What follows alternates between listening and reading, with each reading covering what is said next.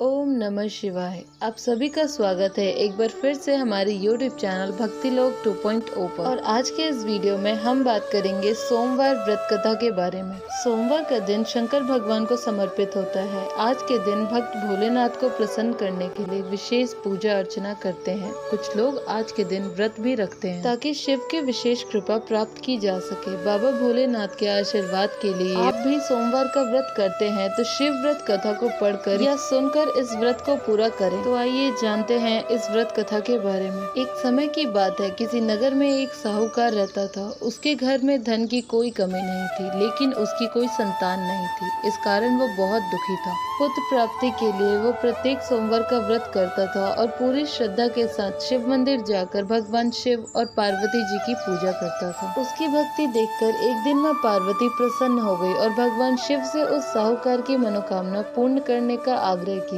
पार्वती जी की इच्छा सुनकर भगवान शिव ने कहा कि हे पार्वती, इस संसार में हर प्राणी को उसके कर्मों का फल मिलता है और जिसके भाग्य में जो होता है उसे वो भोगना पड़ता है। लेकिन पार्वती जी ने साहूकार की भक्ति का मान रखने के लिए उसकी मनोकामना पूर्ण करने की इच्छा जताई। माता पार्वती के आग्रह पर शिव जी ने साहूकार को पुत्र प्राप्ति का वरदान दे तो दिया, लेकिन साथ ही ये भी कहा कि उसके बालक की आयु केवल 12 वर्ष तक ही रहेगी। माता पार्वती और भगवान शिव की बातचीत को साहूकार सुन रहा था। उसे न तो इस बात की खुशी थी और न ही इस बात का दुख। वो पहले की भांति शिव जी की पूजन करता था। कुछ समय के बाद साहूकार के घर में एक पुत्र का जन्म हुआ। जब वो बालक 11 वर्ष का हुआ तो उसे पढ़ने के लिए काशी भेज दिया गया। साहूकार के पुत्र के मामा को बुलवाकर उसे बहुत सारा धन दिया और कहा कि तुम इस बालक को काशी विद्या प्राप्ति के लिए ले जाओ और मार्ग में यज्ञ करना। जहाँ भी यज्ञ करोगे वहाँ ब्राह्मणों को भोजन कराते और दक्षिणा देते हुए जाना। दोनों मामा भांजे इसी तरह यज्ञ करते और ब्राह्मणों को दान दक्षिणा देते हुए काशी की ओर चल पड़े। रात में एक नगर पड़ा जहाँ नगर के राजा की कन्या का विवाह हो रहा था, लेकिन जिस राजकुमार से उसका विवाह होने वाला था वो एक आंख से काना था। राजकुमार के पिता ने अपने पुत्र के काने होने की बात को छुपाने के लिए एक चाल सोची। साहूकार के पुत्र को देख के उसके मन में एक विचार आया कि उसने सोचा क्यों ना इस लड़के को दूल्हा बनाकर राजकुमारी से विवाह करा दूं। विवाह के बाद इसको धन देकर विदा कर दूंगा और राजकुमारी को अपने नगर ले आऊंगा। लड़के को दूल्हे का वस्त्र पहनाकर राजकुमारी से विवाह करा दिया गया, लेकिन साहूकार का पुत्र इतना ईमानदार था कि उसे ये बात न्याय संगत नहीं लगी। उसने अवसर पाकर राजकुमारी के चुन्नी के पल्ले पर लिखा कि तुम्हारा विवाह तो मेरे साथ हुआ है, लेकिन जिस राजकुमार के संग तुम्हें भेजा जाएगा वो एक आंख से काना है।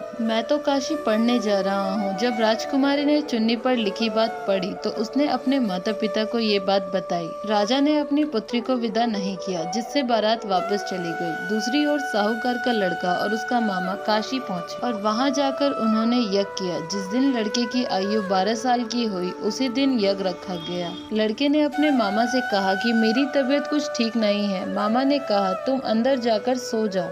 शिवजी के वरदान अनुसार कुछ ही देर में उस बालक के प्राण निकल गए। मृत भांजे को देखकर उसके मामा ने विलाप शुरू किया। संयोगवश उसी समय शिवजी और पार्वती जी उधर से ही जा रहे थे। पार्वती जी ने भगवान से कहा, स्वामी मुझे इनके रोने के स्वर सहन नहीं हो रहा है, आप इस व्यक्ति के कष्ट को अवश्य दूर करें। जब शिवजी मृत बालक के समीप गए तो वो बोले कि ये उसी साहूकार का पुत्र है जिसे मैंने 12 वर्ष की आयु का वरदान दिया था। अब इसकी आयु पूरी हो चुकी है। लेकिन मातृभाव से विभोर माता पार्वती ने कहा कि हे महादेव, आप इस बालक को और आयु देने की कृपा करें, अन्यथा इसके विभोग में इसके माता पिता भी तड़प तड़प कर मर जाएंगे। माता पार्वती के आग्रह पर भगवान शिव ने उस लड़के को जीवित होने का वरदान दिया। शिव जी की कृपा से वो लड़का जीवित हो गया। शिक्षा समाप्त करके लड़का मामा के साथ अपने नगर की ओर चल दिया। दोनों चलते हुए उसी नगर में पहुंचे जहां उनका विवाह हुआ था। उस नगर में भी उन्होंने यज्ञ का आयोजन किया। उस लड़के के ससुर ने उसे पहचान लिया और महल में ले जाकर उसकी खातिरदारी की और अपनी पुत्री को विदा किया। इधर साहूकार और उसकी पत्नी भूखे प्यासे रहकर बेटे की प्रतीक्षा कर रहे थे। उन्होंने उन्होंने प्रण ले रखा था कि यदि उन्हें अपने बेटे के मृत्यु होने का समाचार मिला तो वो भी अपने प्राण त्याग देंगे, परंतु अपने बेटे के जीवित होने के समाचार पाकर वो बेहद प्रसन्न हुए। उसी रात भगवान शिव ने व्यापारी के स्वप्न में आकर कहा, हे श्रेष्ठ, मैंने तेरे सोमवार के व्रत करने और व्रत कथा सुनाने से प्रसन्न होकर तेरे पुत्र को लंबी आयु का वरदान दिया है। इसी प्रकार जो कोई सोमवार का व्रत करता है या कथा सुनता और पढ़ता है, उसके सभी दुख दूर होते हैं और समस्त मनोकामनाएं पूर्ण होती है। तो प्रेम से बोलिए ओम नमः शिवाय। दोस्तों, आई होप आप लोग को ये वीडियो अच्छी लगी होगी। वीडियो अच्छी लगी हो तो वीडियो को लाइक, कमेंट और शेयर और चैनल को सब्सक्राइब जरूर करें और कमेंट बॉक्स में जय भोलेनाथ जरूर लिखें।